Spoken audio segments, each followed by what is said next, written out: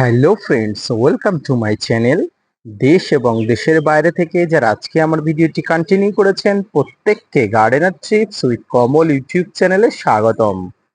তো ফ্রেন্ডস, আজকে আমার ভিডিওর আলোচনার বিষয়বস্তু গাছ ভর্তি প্রচুর পরিমাণ সবেদা ফল পাওয়ার জন্য কি কি পদ্ধতি অবলম্বন করতে হবে এবং কি কি সার এই সময় প্রয়োগ করা যাবে, কি কি সার এই সময় প্রয়োগ করতে পারবেন না।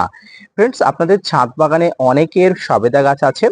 এই সময় সবেদা গাছে মূলত ফুল আসার সময়, আর গাছ ভর্তি ফুল আসার পরেও আপনারা অনেকেই বলছেন যে ফুলগুলো শুকিয়ে পড়ে যাচ্ছে, ফুলগুলো কালো হয়ে যাচ্ছে। তো এই সমস্যা কি কি কারণে হয়, কি কি এই সময় ব্যবস্থাপনা নিলে গাছ ভর্তি প্রচুর এই ফুল থেকে ফল দাঁড়াবে, যেমনটা আমার ধীরে ধীরে ধরছে। তো আজকের ভিডিওতে সম্পূর্ণভাবে আলোচনা করা হবে। আপনি যদি ছাদ বাগানি হয়ে থাকেন এবং আপনার ছাদে যদি একটি সবেদার চারা হয়ে থাকে, তো আজকের ভিডিওটি আপনার জন্য। ভিডিওটি মনোযোগ সহকারে দেখতে থাকুন। ফ্রেন্ডস, প্রথমেই আমি আপনাদের বলি, ছাদ বাগানে সবেদা একটি সুমিষ্ট ফল এবং বর্তমান এর চাহিদা আকাশচুম্বী। এমন কোনো ছাদ বাগানই নেই যার ছাদে একটি মিষ্টি জাতের বা উন্নত থাই প্রজাতির একটি সবেদা নেই। তো ফ্রেন্ডস, আমরা অনেক আগ্রহী হয়ে সবেদার চারা নিয়ে আসি এবং এই গাছে প্রচুর পরিমাণ ফুলও আসে। কিন্তু সমস্যা হয় এই ফুল থেকে গুটি বাঁধার সময়, অর্থাৎ এই ফুল থেকে প্রায় সিংহভাগই ফুল ঝরে পড়ে, গুটি না বেঁধে। তো কেন হয় এমন? তো আসুন আমি আলোচনা করি, ধূর স্থিরভাবে আপনারা শুনতে থাকুন। ফ্রেন্ডস, প্রথমেই জেনে রাখা ভালো, সবেদা এমন এমন একটি গাছ যে গাছ ছায়াতে বা রৌদ্রে রাখলে উভয় ক্ষেত্রে ফুল আসে। কিন্তু এক্ষেত্রে আরো একটা জিনিস আপনাকে জেনে রাখতে হবে যে ছায়াতে রাখলে যেমন ফুল আসে, তেমনি ফল ধরতেও কিন্তু অসুবিধা হয়। গাছে ফুল আসতে কোনো অসুবিধা হয় না, কিন্তু গাছে যখনই ফল ধরার সময় হয় সেই ক্ষেত্রে কিন্তু অসুবিধা হয়। তাই সবেদা যেহেতু একটি ফলের গাছ, এই ফলের গাছে প্রচুর পরিমাণ এনার্জির প্রয়োজন হয়। তাই আপনারা ছাদ বাগানে যেখানে দিনের সর্বোচ্চ সূর্যের আলো পড়ছে তেমন একটি জায়গাকে বেছে নেবেন এবং আপনার সবেদা গাছকে সেই জায়গায় রাখবেন। তবে এই সময় যেহেতু প্রচন্ড সূর্যের তাপ পড়ছে, প্রচন্ড রৌদ্র পড়ছে, প্রায় রেকর্ড হারে তাপমাত্রা পড়ছে, তাই এই সময়কে আপনাকে কিছু ব্যবস্থাপনা নিতে হবে। যেমন ব্যবস্থাপনার মধ্যে আপনাকে যেটা করতে হবে সেটি হচ্ছে, গাছগুলো যদি শেডের মধ্যে আনা যায় দিনের একটা নির্দিষ্ট সময়ের পরে, সেটি অবশ্যই করতে হবে। না হলে আপনার গাছকে গ্রিন নেটের মধ্যে আনতে হবে। এবং সবকিছু যদি আপনি না পারেন, তাহলে সেক্ষেত্রে আপনার গাছকে বারে বারে জল দিয়ে স্প্রে করে দিতে হবে এই প্রখর সূর্যের তাপ থেকে রক্ষা পাওয়ার জন্য।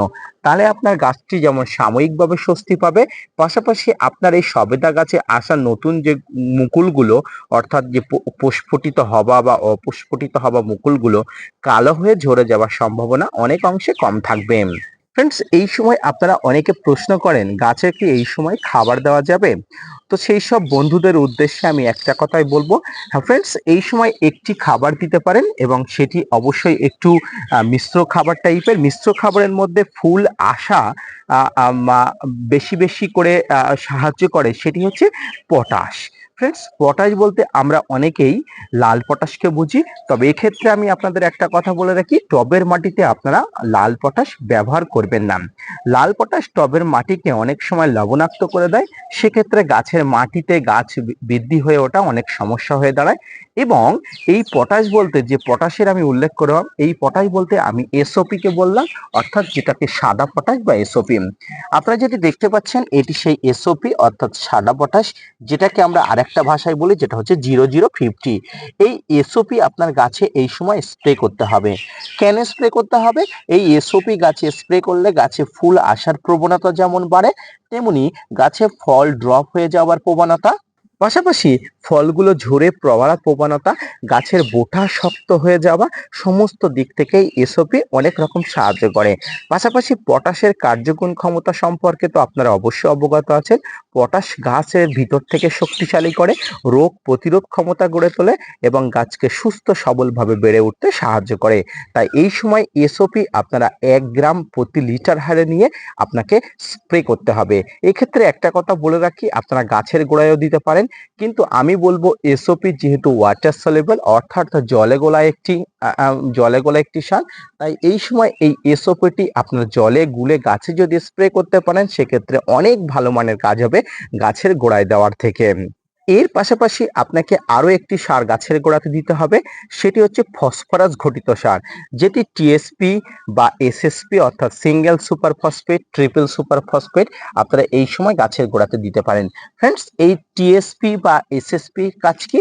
ফ্রেন্ডস, এই টিএসপি বা এসএসপি গাছের গোড়ার শিকড়কে যেমন বৃদ্ধি করে, তেমনি ফুল ফলের আশার প্রবণতাকে বৃদ্ধি করে, ফুল ফল ড্রপ হয়ে যাওয়ার প্রবণতাকে গাছকে অনেক অংশে বৃদ্ধি করে। তাই এই এসএসপি বা টিএসপি গাছের গোড়াতে দিলে গাছের শিকড়ের বৃদ্ধির সাথে সাথে গাছের ফুল থেকে ফল হবার প্রবণতা অনেক অংশে বৃদ্ধি পায়। ফ্রেন্ডস, আপনারা দেখতে পাচ্ছেন আমি অবশ্যই দিয়েছি গাছের গোড়াতে, এবং এক্ষেত্রে একটা কথা বলবো, গাছের গোড়াতে সার দেওয়ার পরে হালকা করে ভিজিয়ে দেবেন। সেক্ষেত্রে এই সার যেহেতু মাটির সঙ্গে খুব সহজে মিশে যায়, তাই মাটির সঙ্গে মিশে যেতে অনেক অংশে সুবিধা হবে। আপনারা দেখতে পাচ্ছেন এখানে একটি এসএসপি অর্থাৎ সিঙ্গেল সুপার ফসফেটের কন্টেনার, আর এই কন্টেনার থেকে আমি এই যে কয়েক মিনিট আগেই আমি সারগুলো দিয়েছি, যেটি আপনাদের দেখানোর উদ্দেশ্যে অবশ্যই, যে যদিও আমি কয়েকদিন আগে দিয়েছিলাম তবুও ভিডিওটি মেক করছি, সেই জন্য দর্শক বন্ধুদের উদ্দেশ্যে দেখানোর জন্য আমি আবার দিয়েছি। তো ফ্রেন্ডস, আপনারা এই এসএসপির সঙ্গে আপনারা যে এসওপি বললাম একসঙ্গে গোড়াতে দিতে পারেন। তাছাড়াও আপনারা শুধু এসএসপি বা টিএসপি যেটি আপনার কাছে আছে সেটি শুধুমাত্র দিয়ে গাছের গোড়াটা অবশ্যই ভিজিয়ে দেবেন। তো এক্ষেত্রে কি কি সুবিধা হবে? এক্ষেত্রে গাছের গোড়াটা যেমন মজবুত হবে, গাছের শিকড়গুলো সুস্থ সবল থাকবে, শিকড়গুলো আরো বেশি মাটির গভীরে যেতে সাহায্য করবে। যদিও টবের গাছের মাটির অনেক অংশে কম থাকে, যতটুকু অংশ থাকবে গাছ ততটুকু অংশের মধ্যে বিস্তার লাভ করে শক্তিশালী হয়ে উঠবে এবং ফুলগুলো দ্রুতত শক্তিশালী করে তুলবে। ফ্রেন্ডস, যেহেতু এই সময় গাছে প্রচুর ফুল আসছে, আর গাছে প্রচুর ফুলের পরিমাণকে আরো বাড়ানোর জন্য বাইরে থেকে একটি হরমোন আপনাকে প্রয়োগ করতে হবে। আর এই হরমোনের মধ্যে বাজার চলিত বিভিন্ন ধরনের হরমোন আছে। তো এক্ষেত্রে আপনারা বাম্পার ব্যবহার করতে পারেন, প্লানোফিক্স ব্যবহার করতে পারেন, মিরাকুলান ব্যবহার করতে পারেন। আপনারা প্রতি ক্ষেত্রে ডোজ অবশ্যই পরিমাণ অনুযায়ী দেবেন। আপনারা যদি বাম্পার ব্যবহার করেন তাহলে 1.5 থেকে 2 ml প্রতি গ্রাম জলে। আপনারা যদি প্লানোফিক্স ব্যবহার করেন তাহলে 1 গ্রাম বা 1 থেকে 2 ফোঁটা, ক্ষমা করবেন, 1 থেকে 2 ফোঁটা প্রতি গ্রাম জলে।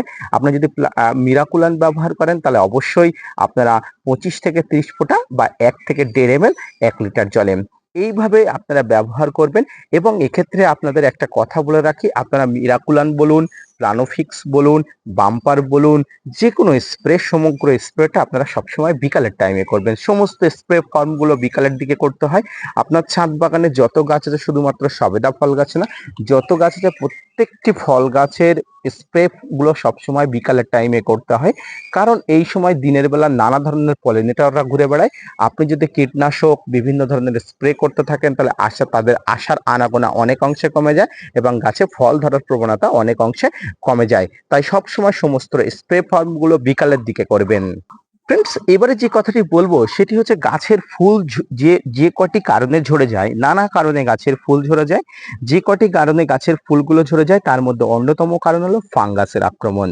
ফ্রেন্ডস, এই ফাঙ্গাসের আক্রমণ গাছে এমন ভাবে গাছকে গ্রাস করে যাতে ফুল আসার সঙ্গে সঙ্গে ফাঙ্গাসের আক্রমণ ঘটে এবং গাছে প্রচুর পরিমাণ ফুল আসলে ফুলগুলো আপনার ঝরে যায় এবং আপনার মনকে খারাপ করে দেয়।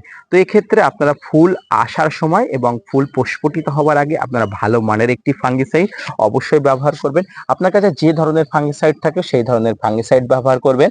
এবং আপনারা এখনো দেখতে পাচ্ছেন এখানে ফাঙ্গিসাইডের একটি প্রলেপও আপনারা দেখতে পাচ্ছেন, কয়েকদিন আগেই মাত্র দিয়েছিলাম। এবং এখানে আমি একটি ফাঙ্গিসাইড নিয়ে এসেছি, যেটা আপনারা অবশ্যই দেখে চিনতে পারছেন, হ্যাব্রাইনসাইড স্প্রিং ফাঙ্গিসাইড। এবং এই স্প্রিং ফাঙ্গিসাইডটা অবশ্যই খুব একটা উন্নত মানের ফাঙ্গিসাইড। আপনারা ছাদ বাগানে যে কোনো গাছে এই স্প্রিং ফাঙ্গিসাইড দিতে পারেন। প্রতি লিটার জলে 1 থেকে 2 গ্রাম হিসাবে নিয়ে ছাদ বাগানের গাছগুলোকে স্প্রে করতে পারেন। তবে এক্ষেত্রে আমি আপনাদের একটা কথা বলি, ফাঙ্গিসাইড আপনারা একমাত্র ফার্স্ট সকালে দিতে পারেন অথবা সন্ধ্যার আগে বিকালের সময় আপনারা দিতে পারেন। এই ফাঙ্গিসাইড যখন দেবেন অবশ্যই ফাঙ্গিসাইডের সঙ্গে অন্য আর কিছু মিক্স না করাই ভালো। শুধুমাত্র ফাঙ্গিসাইডের কার্যগুণটা খুব সুন্দরভাবে গাছকে দেওয়ার জন্য আপনারা শুধুমাত্র ফাঙ্গিসাইডটা ব্যবহার করবেন। এরপরে যে কথাটি আপনাদের বলবো, প্রত্যেক ছাদ বাগানীদের খুব সুন্দরভাবে এটি মেনে চলা উচিত, সেটি হচ্ছে জলের ব্যবস্থাপনা। দেখুন, আপনার গাছ ভর্তি ফুল এসেছে এবং সেই গাছ থেকে প্রচুর পরিমাণ ফলের আশা করছেন, কিন্তু আপনি যদি এই গাছে জলের ব্যবস্থাপনা না করে থাকেন, অর্থাৎ জলের ঘাটতি দিয়ে থাকেন, তাহলে কিন্তু সব বৃথা। সমস্ত ধরনের পরিচর্যা করুন, সমস্ত খাবার দিন, কীটনাশক, স্প্রে, এনপিকে, হরমোন, যত ধরনের খাবার আপনি দেন না কেন, যদি জলের ঘাটতি আপনি দিয়ে থাকেন, সবই কিন্তু বৃথা, সবই কিন্তু আপনার জলে যাবে। তাই এই সময় আপনার জলের বন্দোবস্ত অবশ্যই করতে হবে।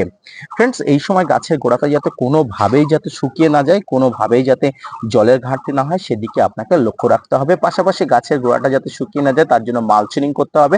যেমনভাবে আমি মালচিনিং করে রেখেছি, ঠিক তেমনভাবে আপনারা মালচিনিং করবেন। এর পাশাপাশি আপনাকে আর একটা জিনিস করতে হবে, যদি আপনারা সম্ভব হয় অবশ্যই করবেন, সেটি হচ্ছে পলিনেশন। ফ্রেন্ডস, সবেদা গাছের হ্যান্ড পলিনেশন করতে পারলে খুব ভালো হয়, প্রচুর পরিমাণ ফুল পাওয়া যায়। হ্যান্ড পলিনেশন কি করে করতে হয়, কি ধরনের করতে হয়, সেই সম্পর্কিত আমি আলাদা একটা ভিডিও দেবো।